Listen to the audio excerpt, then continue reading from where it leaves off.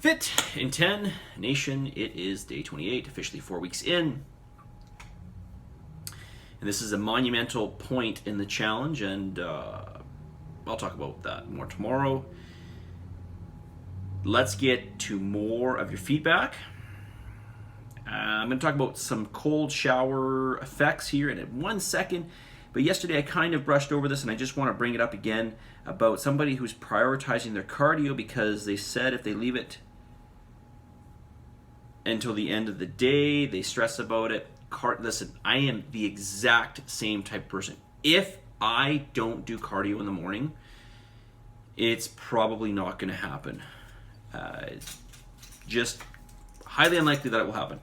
So I'm going to suggest to you, if you are this type of person, wake up and do it almost immediately. Just wake up and get right to it.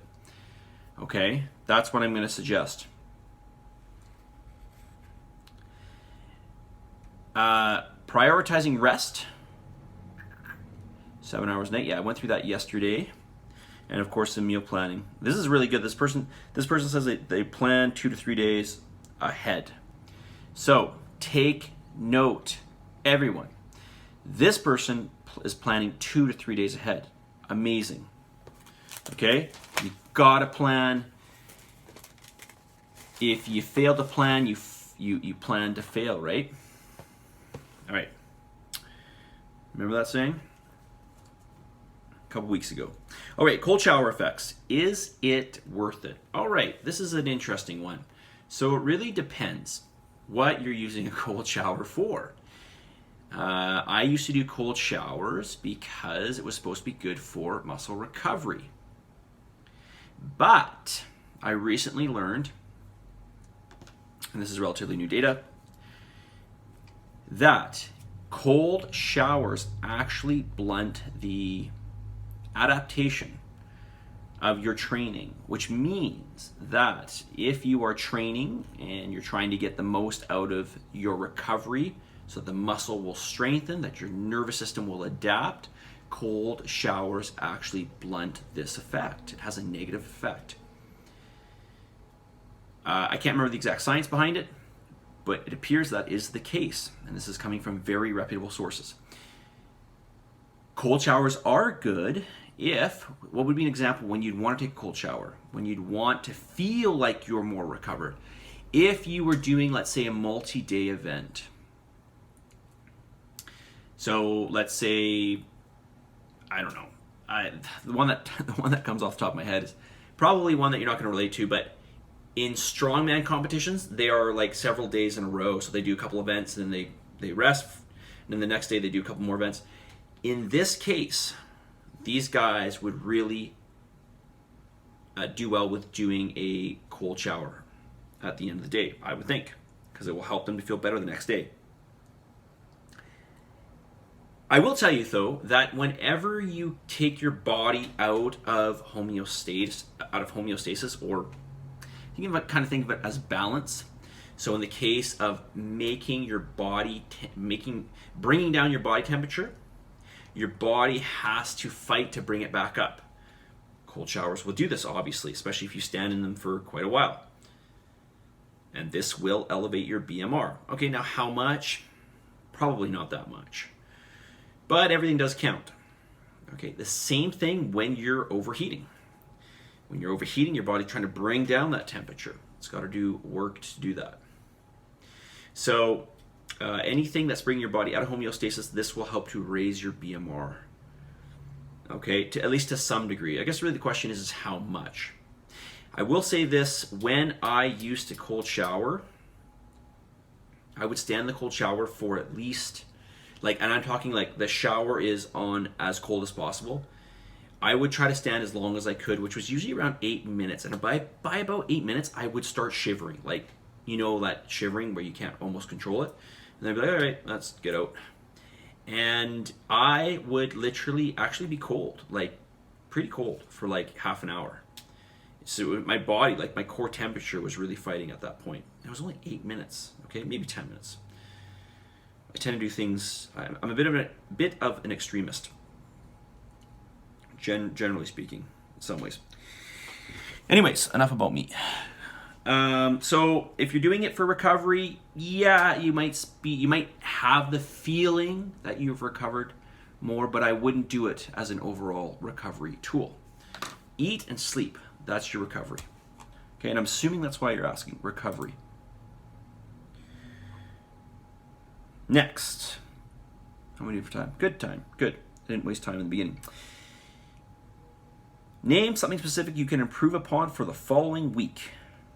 Food. I feel I am working in all my macros, but not eating clean.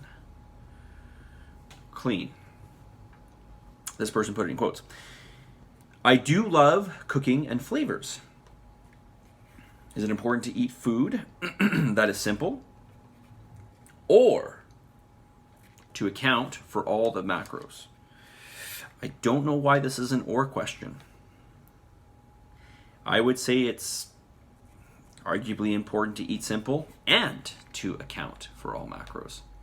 Okay, the reason why I like to say eat simple is because generally speaking, this is food that has had the least amount of disruption. And generally speaking, not always, but generally speaking, disruption to food means nutrients have been taken away from it, and or things that are not so good have been added to it. Okay? So I'm just going to encourage you to eat simply and to account for all your macros, okay? Sorry, you can't make up the rules here, okay? All right, name something specific you need help with. I often get twinges in my back when doing lifts or presses overhead, mainly when lying on my back. Okay, how can I avoid this? Okay, so if it's happening when you're lying on your back, my first suggestion would be, I'm assuming this is causing you discomfort. My first suggestion would be probably you need to raise your feet up onto the bench. That's probably your problem. Or elevate your feet up. Okay, now my next question to you would be, what do you mean by twinges? Are you getting pain? Are you getting is it like a hot or sharp sensation? Do you feel the next day? Do you feel later in the day? How serious is this? What exactly do you mean by twinge? But if you want to have more support with your back when you're lying down, I would elevate the feet. Okay, then your back will be flat on the bench. So that's my suggestion to you for that. Feet up, or feet at least raised. If you raise your feet up, if we put some risers on the floor, you're more likely to have a supported back. Is there anything you would like me to cover in this week's video series? Can you go over MyFitnessPal macro counts? For example, at the start of each day, my pre-programmed macros are correct. Pre-programmed macro goals are correct. At the end of the day, the total, goals, and what's left seems off. Alright, so you're pre-programming it. So how are you pre-programming it? I'm assuming you're not putting this into MyFitnessPal because you would see exactly what you're seeing, which would be that's off. So my first question is, how are you determining your pre-programmed macros? Are you doing it on paper? Is that what you mean? How do you do that? So that'd be my first thing. And then my next question would be, how much off is it? Sometimes there's just rounding errors. It can be either with the label on a food. Sometimes the label is slightly off. There's rounding errors, or sometimes there might be rounding errors with the app. So if it's a little bit off, that's not uncommon. If it's a lot off, I'd have to see what's going on there.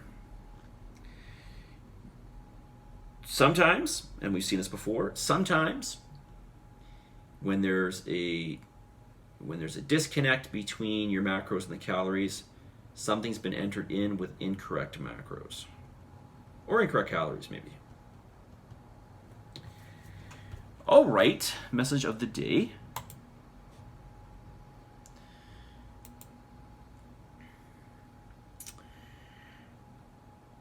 Okay, I like this one.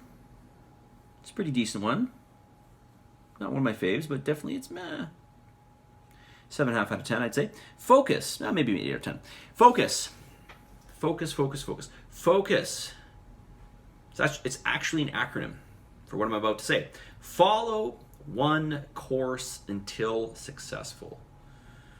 Okay, so keep forging ahead. Keep the blinders on. Keep working towards your goals, as I mentioned yesterday.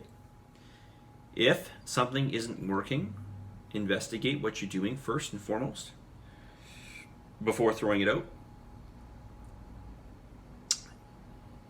Follow through on this. I guarantee you, if you do things right, you will be very happy with your results, okay? Focus. Just focus. Follow one course until successful.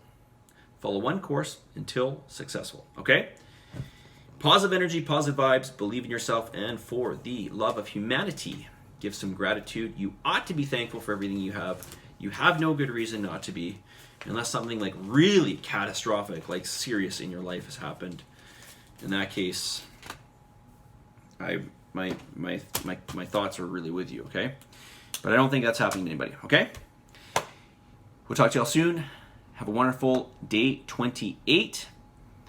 And we get ourselves ready for heading into week number 5. Isn't that unbelievable? Week number 5. Talk to y'all soon. See you guys.